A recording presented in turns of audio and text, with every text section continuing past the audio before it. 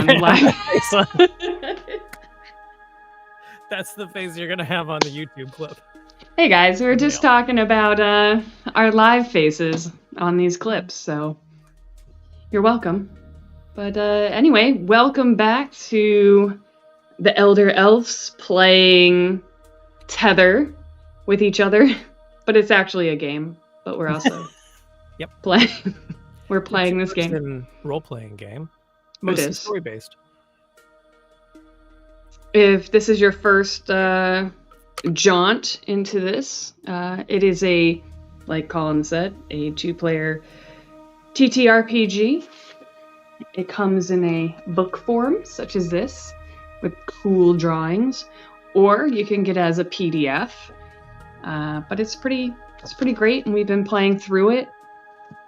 We are on our 3rd prompt now, and if you want to see our journey, you can go back a couple of videos, or not. It's up to you. We're not going to pressure you. No pressure. No. I mean, that's cool. You do you. You do you. You do you. The game was made by Adam Baffoni, by the way, and it's available. I think we've said the link before, and I think it might even be somewhere on our pages, one of our pages. But you can find him. It's pretty easy to find, actually. Yeah. And basically the way it works is we're telling a story collectively by drawing cards from a deck, and each card corresponds with a prompt, and then we write a journal entry based on that prompt. Correct. And my prompt for this time was that I come face to face with one of my fears, not necessarily in a life or death situation. Very exciting. I'm going to just put that out there. Also, it's a little disconcerting because on my end, I see 2 Collins because of my setup situation. So I look down and I just see him staring at me. And then, 2 Collins. So if I'm looking past the camera, I'm looking at another setup. So sometimes you got to do these things. Colin. I always wanted that. 2 Collins. 2 Collins. One cup. 1 mug. 2 Collins, a girl in a pizza place. Oh. Since we're going for the 90s references. That's true. There's 3 Collins and a little lady. We just need 1 more Colin. I just need 1 more Colin. Get Penny in here. They look kind of like you. I think they might take that offensively. Yeah, maybe, but they're, cut from the same cloth. Oh, you have your card up there. I did. Can you see it? Yeah, this is mine. I don't know if they can see it actually on the live stream. Oh, they can't? Oh, there. Well, there it is. So how do we get our prompts once again before Colin gives us his rundown, his entry? When you go to page... Sorry, it doesn't actually have a page number. Yes, it does. We'll say 8 and 9. It gives you all the prompts per setup. So right now we're on the heart page. And at some point we'll be moving into diamonds. And it goes into clubs and then spades. So... Ooh, spooky time. We are not reading these prompts ahead, so we're learning about them as you do. Just like the characters would. Yeah. Because my character is 30 years in the future. Your character is in 1993. Oh, what a year. What a year. I remember it like it was 30 years ago. Oh, man. When we had dial-up. And my joints didn't hurt. I didn't even have internet at that point. I just had a gateway computer. I think we had an Austin computer. There you go. I'm not sure if those were widely made available or not. Did someone paint Austin on the side? Did they? This is our Austin computer, but it's actually just someone. It definitely didn't fall off a truck. It did. You peel that plastic. Those plastic names that you can type in and click, click, click. And that's exactly what happened. It's over the Dell. It just peels off, and you're like, oh, I thought we had a Dell. That's weird. They got it in Austin. That's why it's called in Austin. Yeah, this brand's Austin. That's what this brand is. Okay. So messed up. All right. So, quick recap. My character accidentally got high, hid out in their father's abandoned gas station, where they overheard two voices arguing, saying that William Cutter's secret would burn this town down. Your character is living with her grandparents for the year in the same town 30 years earlier. And her grandparents said that William Cutter was a soldier who came back into town, and then the town got very prosperous right after that, and no one knew where he came from or how he got back. Mm-hmm. And there's other stuff in there too. But yeah, a little bit. Some arguing occurred. Some mystery happened. And I believe the term "life for a life" was bandied about. Ooh. All right. A society? The society, that's right. Mm-hmm. Society. So now we'll move on. Entry number 3, 4 of Hearts.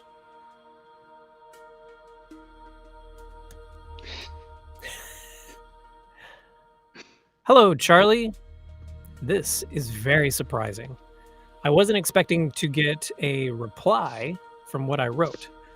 But then again, this doesn't seem to be a normal book, especially with that message in the beginning. I noticed you put 1993 as the date. Is that what year it is for you? It sounds like you may still be pretty young. How old are you? I want you to know it's very important you don't go looking for trouble. I wouldn't want you to get hurt, or worse, get in trouble with your grandparents. I'm sorry they were fighting, but I don't know of any society. I moved away from town a long time ago, but maybe my mom knows. I'll ask her. Don't worry about what I was saying last time. Let's just say I ate too much grass and wasn't feeling myself. I'll tell you a secret, though, but only if you promise not to go getting yourself mixed up in anything having to do with this town. Did you promise? Okay. The bridge you were talking about, the one named after William Cutter, I went there yesterday. You see, the two people I overheard in the gas station, one of them was Veronica Silverstone. The town renamed the bridge after her a while back. I'm still not sure who she was talking to, but I did recognize her voice. Her family owned, well, still owns, the majority of property here in East Prairie. They made a fortune farming all kinds of stuff and selling it to large companies. They also own a real estate agency, which means anything they can own here, they do own. Her family has a lot of money. I went on a walk to clear my head and found myself at the Silverstone Bridge. I didn't really think I would find anything there. Boy, was I wrong. To be honest, I hate that bridge because it's very high and I have a thing called vertigo. So as I walked across it, I started to feel very dizzy. As I got to the center, I had to grab the side of the bridge to steady myself.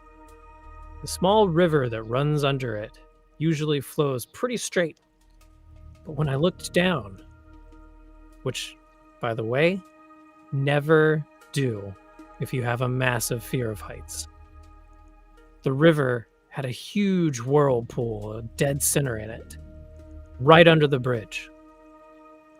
Do you know what I saw in the center of that, at the bottom of the riverbed? An old safe, the kind you see in movies. And it had a red dial in the center for a combination lock. The more I looked at it, the more it felt like I was being pulled off the bridge. I almost fell. But a very nice woman with purple hair helped me to the end of the bridge. Talk about right place, right time. There was something off about that safe, though. It looked like it was from the 1940s. I'm going to go back and get a closer look later. Ooh. I like it. I like, hilariously, this is how like our brains work very similarly. Originally, when I was going to write mine, I was going to have her go to the bridge, and that's where she found the book in the water in a bag underneath the bridge. And I thought about dropping the journal in there in the water. And then I was like, it's probably too soon for that, because I don't know how I would get it. I would have to go find it. Well, yeah, and that's amazing. I love it.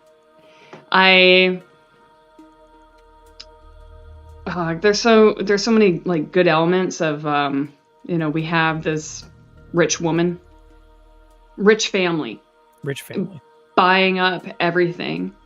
And in my first journal entry, you remember, because my character Jordan's just back in town from selling off their startup company in LA, and any of the businesses either have a help wanted sign or a sold sign, or abandoned or whatever. Yeah, it's definitely a crumbling town. It's not what it used to be. No, something's definitely off about it. I like it. I like that they're still like, how old are you? Who I'm speaking to. The response is, I don't talk to strangers. My mommy told me not to talk to strangers. You seem strange.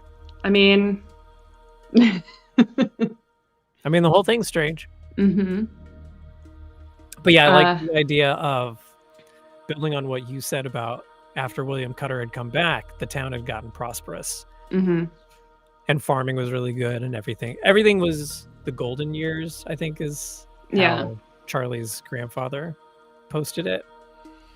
And he had been a soldier. William Cutter had been a soldier. And everybody thought he was dead. Yep. So 40s, 50s, 40s good. 50s was the golden era. They knew back then. It was so good. They did know. It's cauliflower country.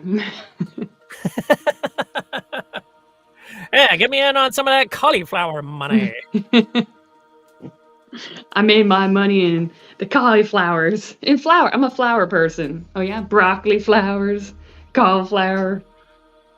We revolutionized the cauliflower pizza crust. We were way ahead of the gluten-free era. Man. What I think's kind of interesting is I like that we could still at any point take a turn and take the story wherever we want to go. We could left field it in a very fast succession. Yeah. But I think this is why I'm like really digging this game so much. You have two writers that are like, our style is not the same, but we are, I think, mentally kind of playing tag, and that's exactly what it is. I don't see it super curveballing too far, but you are a curveball kind of when we play anyway.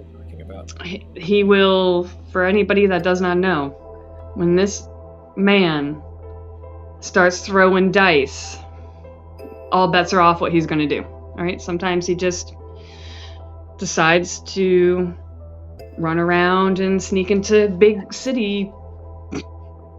military places, camp? Yeah, military camps, and cause a ruckus, or I mean, there's so many things you've done. Poking the bear is fun. Yeah. Why wouldn't anybody want to do that? A little chaos isn't bad. Here's another question I had while I was writing this, Yeah. which happened the last time I was redoing a journal entry, because we're physically writing in a book. We are. We're not typing it out. We're not texting it. We're not improving it, whatever. Physically writing it with a pen and paper. Is your hand cramping up?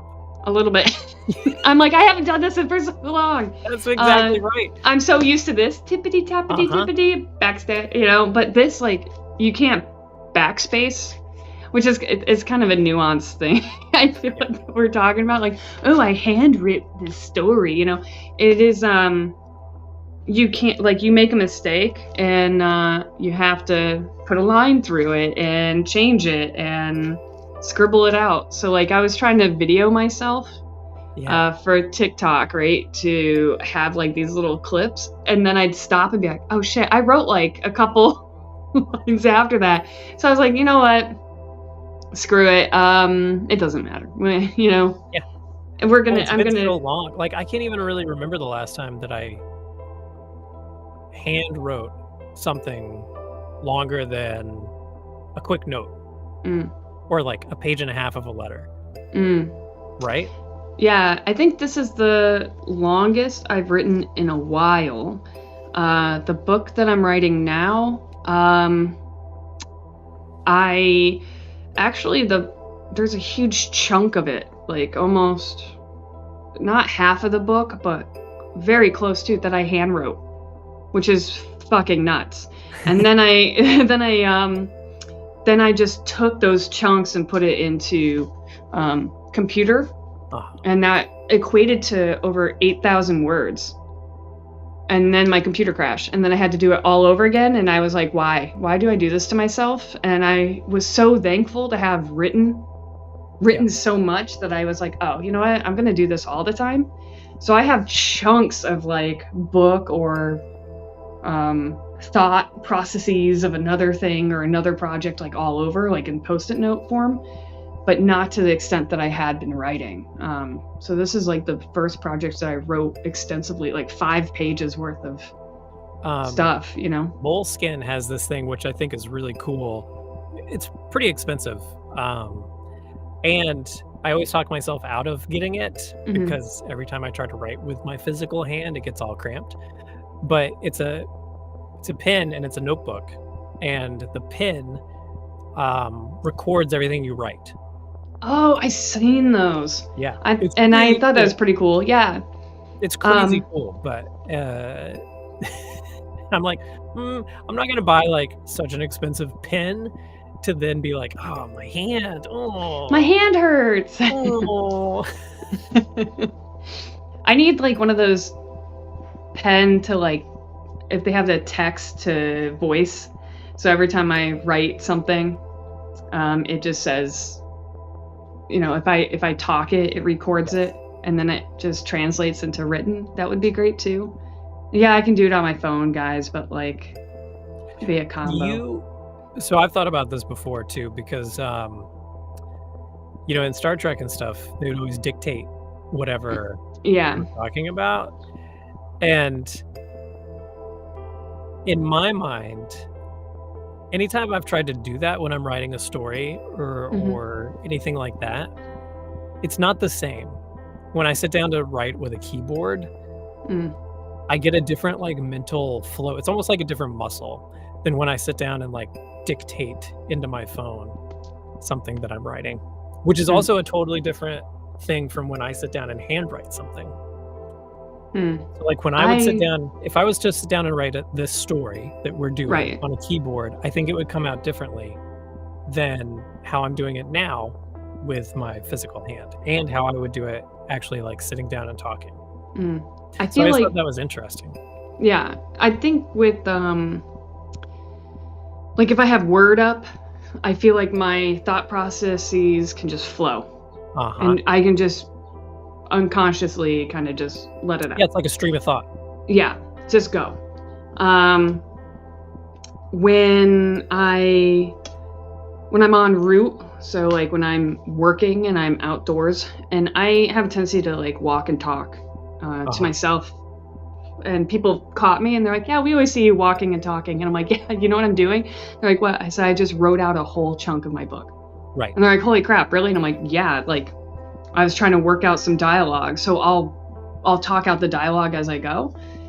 So I don't know how many people caught me on ring cam, like whole chunks of a book, right? Just me being like, the whole neighborhood has like one page each of your book probably on their ring cam. Like I walk up and I'm like, and then and I see the ring cam and I'm like, hi. And then I put it in and I walk right, and then I'll be like, and then this happens, right? And then I'll just like talk to myself the whole day. But if I have a good chunk, like I'll go back to when I get back to my truck, it's like a 15-minute loop or something I do.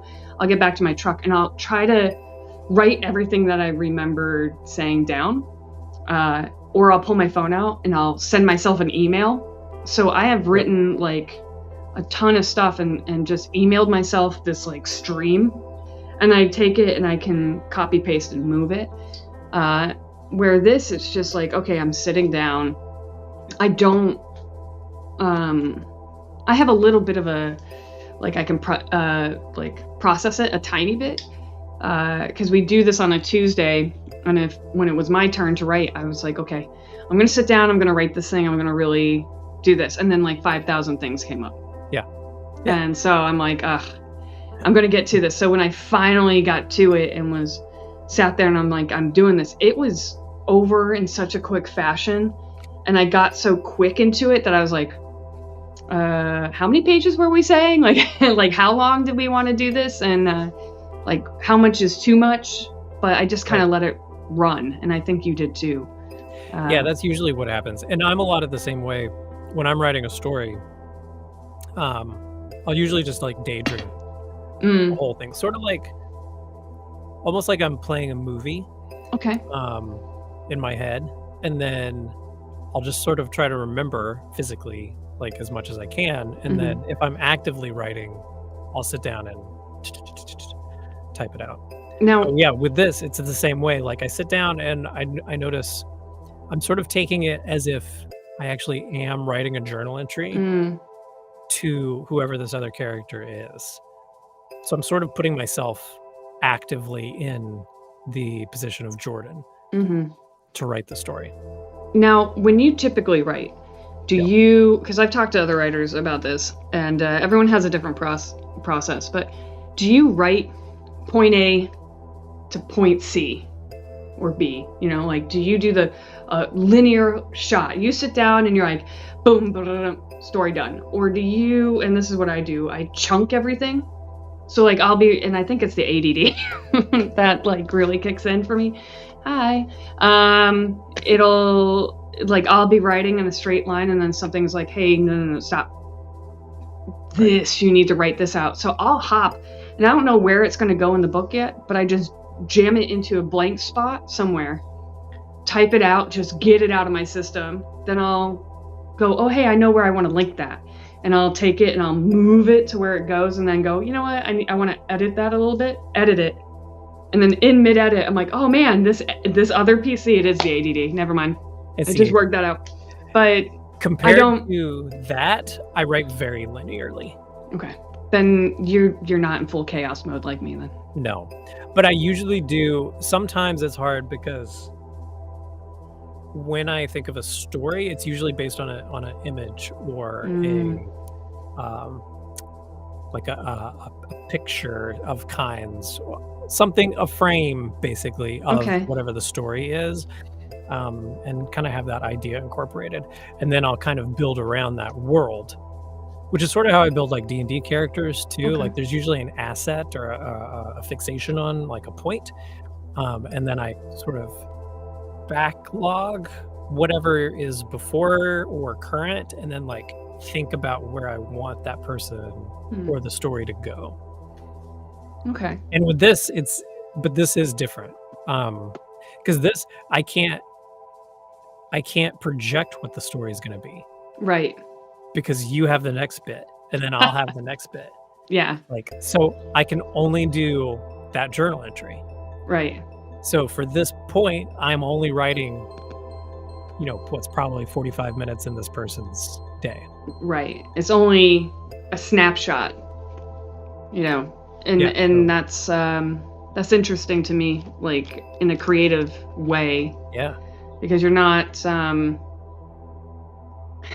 like given, okay, write this story. This is your character. Write it.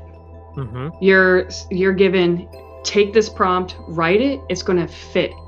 Use elements of someone else's stuff or don't. But really, like, if you want a full narrative, link them somehow. Give some sort of narrative. It could be that we're hunting, like, bad bread people. Like his secret was like pesticide free, like radioactive germinating turnips or something, like that was his, and that's what the secret is, and that's why it was so good. I feel like it's like really good fertilizer. That's his secret. Let's call them radio turnips. Blend it. No, he learned composting, and that's really at the end of the day, but it is okay. Do you want to draw your next prompt? Yeah, let's do it. Okay. We're gonna try and keep these videos to like 30 minutes, guys. Yeah. For sweet, tight. Short, sweet, makes you feel good at the end. All right. Yeah, that's always what short and sweet does. Well, the sweet part really is what makes you feel good. The short part is like, yeah, go ahead. Here comes your card. All right. Here it comes. Wait. Is that right? Yes. Is it supposed to be later? No, we're good. No, we're good. All right, here we go. Here comes the prompt. The Ace of Hearts. You see the terror firsthand, or witness an event that you know was caused by it. What do you learn about the terror? Why are you more afraid after what you see? I told you not to go looking for trouble. Oh, shit. I went to the library, man. And that's where the terror was. Oh, you know what? You said that you were going to go to the bridge. I just wanted to go see if there's anything.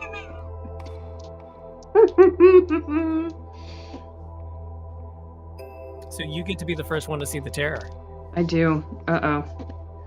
Or witness an event that you know was caused by it. Right. I guess that's true.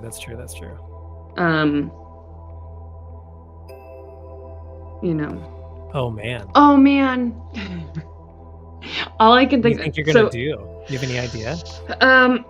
Well, part of me wants to like pull on this woman with the purple hair.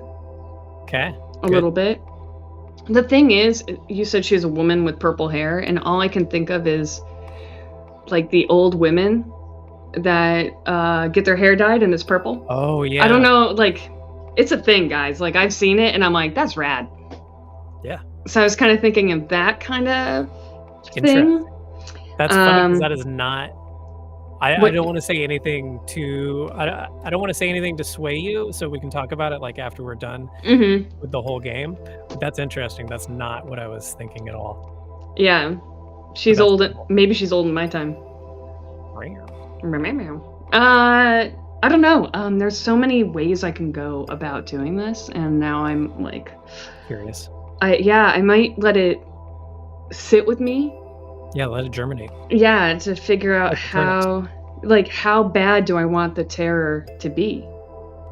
Like, do I, how do I want it? How do I want to see it manifest? Yeah. Like, I love that. Is it